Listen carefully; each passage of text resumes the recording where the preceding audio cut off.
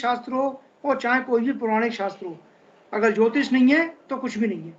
तो ज्योतिष की महिमा को आगे बढ़ाते हुए हमारे यहाँ की फैकल्टी श्रीमती अलका धवन को मैं आमंत्रित करूंगा कि वे दैनिक जीवन में जिस तरह से ज्योतिष का क्या उपयोग है, क्या लाभ है, क्या हानियां हैं, क्योंकि प्रभु ने हमको जीवन दिया है और उस जीवन में हमारे पास जो 24 घंटे हैं, उन 24 घंटे में प्रातः काल उठने से लेकर रात के सोने तक और दूसरे दिन प्रातः काल तक हमारे क्रियाकलाप क्या क्या रहते हैं। उन क्रियाकलाप में हमारा मन, हमारा मस्तिष्क किन किन प्रकार की जिज्ञासाओं से चिंतित रहता है, किस प्रकार की चिंताएं, किस प्रकार के वातावरण में हम रहते हैं, किन किन चीज़ों से हमको गुजरना पड़ता है, और इन सारी जद्दोजहद के बीच में ज्योतिष हमारा क्या करता है, हमको ज्योतिष कहाँ ले जाता है, किस तरह से उपयोगी है, तो किस तरह से जीवन के प्रत्येक क्षण में ज्योतिष के क्या लाभ हैं और क्या हानियां हैं, श्रीमती अलका धवन बताएंगी। श्रीमती अलका धवन। जय गणपति की। गुरु जी, मेरे को इतना अच्छा अवसर देने के लिए धन्यवाद आपका, और मैं गुरु जी को प्रणाम करती हूँ और सभा में उपस्थित सभी को नमस्कार और नववर्ष की शुभकामनाएं।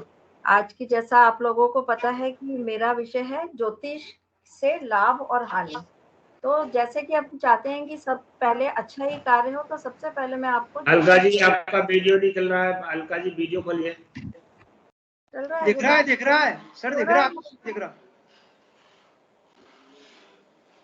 तो जैसा कि सब शुरुआत अच्छे से ही करनी चाहिए, तो सबसे पहले मैं आपको ज्योतिष से लाभ बताऊंगी। हमारे जीवन में ज्योतिष से क्या क्या लाभ होते हैं।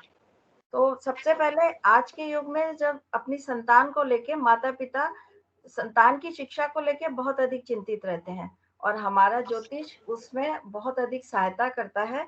किसी भी जातक की कुंडली को देख के हम यह बता सकते हैं कि इसकी कुंडली में क्या बनने के योग हैं, जिससे हम उसकी शिक्षा में सफलता दे सकते हैं, और उसके अलावा वो शिक्षा प्राप्त करके उस व्यवसाय से भी जुड़ सकता है। इस तरह हम ज्योतिष की सहायता से एक माता पिता की उसके संतान के प्रति शिक्षा और व्यवसाय की चिंता को दूर कर सकते हैं, क्योंकि एक ज्योतिषीय गणना द्वारा हम किसी की कुंडली से बता सकते हैं कि इसके यह जातक क्या बन सकता है। जैसे मान लीजिए, अगर एक माता पिता अपने बच्चे को डॉक्टर बनाने के लिए प्रेरित कर रहे हैं, पर उसकी कुंडली में योग ही नहीं है, तो वह उस जातक का समय और अपना पैसा दोनों व्यर्थ करते हैं, और आखिर में वो वही बनता है जो उसकी कुंडली में योग होते हैं। दूसरा है विवाह। आज के युग में विवाह, कुंडली मिलान, विवाह से वैवाहिक सुख और विवाह का समय, यह सब देखने के लिए भी बहुत अधिक ज्योतिषीय सहायता मिलती है। मान लीजिए, और प्रत्येक माता पिता इन प्रश्नों को जानने के लिए उत्सुक रहते हैं। जब हम ज्योतिषीय गणना द्वारा यह पता लगा सकते हैं कि जातक का विवाह या आपकी कन्या या कहाँ होगा, किस क्षेत्र में होगा और कब होगा। जब हमें यह पता चल जाएगा कब होगा, तो हम प्रयास तो करते ही रहते हैं, लेकिन जब योग आ जाता है और रिश्ते भी आने शुरू हो जाते हैं, लेकिन हमारा जीवन जैसे कर्म प्रधान है, तो हम उस कर्म को करके, यानी माता पिता अपनी मेहनत को थोड़ा सा बढ़ा के रिश्ते को जल्दी शुभ और अच्छा रिश्ता ढूंढ के और सफल हो सकते हैं। इस तरह हमारा विवाह में भी ज्योतिष बहुत काम आता है। तीसरा है, यदि जैसे मान लीजिए किसी जातक का इंटरव्यू है, अगर उसके पास दिन और समय चुनने का ऑप्शन है, तो वो एक ज्योतिषीय द्वारा गणना करवा के शुभ दिन और शुभ समय पर इंटरव्यू देगा, और उसके द्वारा वह सफल हो जाएगा। इसी तरह मान लीजिए हमारे घर में कोई अस्वस्थ है, हम उसके प्रश्न कुंडली बनवा के उस मरीज का इलाज सही हो रहा है या नहीं, या हमने डॉक्टर सही चुना है या नहीं, और वह कब तक ठीक होगा, इन सब प्रश्नों का उत्तर पाके हम अपनी चिंता को दूर कर सकते हैं। ऐसे ही मान लीजिए, अगर हमें किसी की सर्जरी करवानी है घर में या कहीं भी, तो हम एक ज्योतिष द्वारा उसका चंद्रमा 4-8 12 चंद्रमा ना हो, और उसका चंद्रमा देख के और चीजें देख के हम एक तारीख निर्धारित करके उसकी सर्जरी को सफल बना सकते हैं। यही सब कारण है कि हमारे ज्योतिष के हमारे जीवन में बहुत अधिक महत्व है, और हम ज्योतिष से बहुत लाभ उठा सकते हैं। ऐसे ही यदि किसी को वाहन लेना है, तो वो ज्योतिष से पूछ के उस वाहन की तिथि निकलवा सकता है और उससे ये पता चल जाएगा, और वो वाहन उसके लिए लाभकारी हो ऐसा दिन निकलवा के वो उसी दिन वाहन खरीद सकता है, क्योंकि वाहन खरीदने के लिए भी ऑप्शन होते हैं, 2-4 दिन आगे या पीछे हम कर सकते हैं। इस तरह हम अपने जीवन में ज्योतिष द्वारा बहुत अधिक लाभ उठा सकते हैं। अभी जैसे कुछ दिनों पहले की घटना है, मेरे एक परिचित के यहाँ की बेटी की शादी थी और उन्होंने ग्वालियर से इंदौर जाना था कार के द्वारा, और जो उन्होंने सबको इकट्ठे होने का समय निर्धारित किया था वो राहु काल आ रहा था। जब उन्होंने मेरे से बात की तो मैंने उनको बताया कि या तो आप आधा घंटा पहले कर लीजिए या 1.5 घंटे बाद निकल जाइए।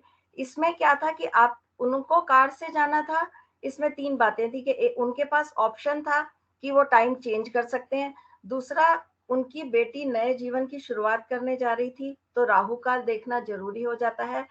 तीसरा ये था कि वह सफ़र भी बहुत लंबा था, तो सफ़र में कुछ परेशानी ना हो, इसके लिए भी अपन राहु काल देख सकते हैं। इस तरह उन्होंने बात मानी और विवाह भी अच्छे से हो गया, सफ़र भी बहुत अच्छा कटा और इस तरह उनको ज्योतिष की गणना से लाभ प्राप्त हुआ। लेकिन अब ये है कि प्रत्येक जगह लाभ होते हैं तो कुछ हानि भी होती है, शुभ भी होता है तो अशुभ भी होता है। आजकल ज्योतिषीय बहुत भ्रांतियां फैल गई हैं चारों तरफ, जिनसे कई बार कई लोगों को सुनने में आता है बहुत नुकसान हो जाता है।